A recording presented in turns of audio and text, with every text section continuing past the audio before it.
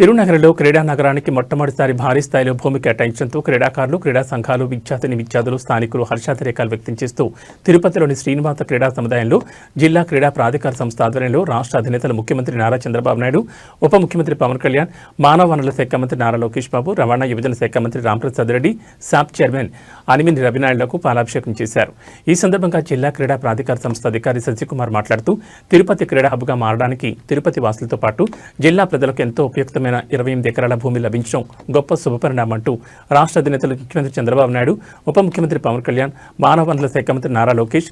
రవాణా క్రీడల శాఖ మంత్రి రాంప్రసాద్ రెడ్డి, తిరుపతి జిల్లా ఇన్ఛార్జ్ మంత్రి అనగాని సత్యప్రసాద్, శాప్ చైర్మన్ రవినాయుడు, తిరుపతి జిల్లా కలెక్టర్ వెంకటేశ్వర్లకు ప్రత్యేక కృతజ్ఞతలు తెలిపారు. ఈ పాలాభిషేకం కార్యక్రమంలో డిఎస్డీఓ శశికుమార్, మాస్టర్ అథ్లెటిక్స్ తిరుపతి జిల్లా అధ్యక్షుడు డాక్టర్ పాకనటి హరికృష్ణ, డాక్టర్ రమణ, జిల్లా ఒలింపిక్ అసోసియేషన్ కార్యదర్శి శ్రీధర్, కోచ్లు ప్రేమ్నాథ్,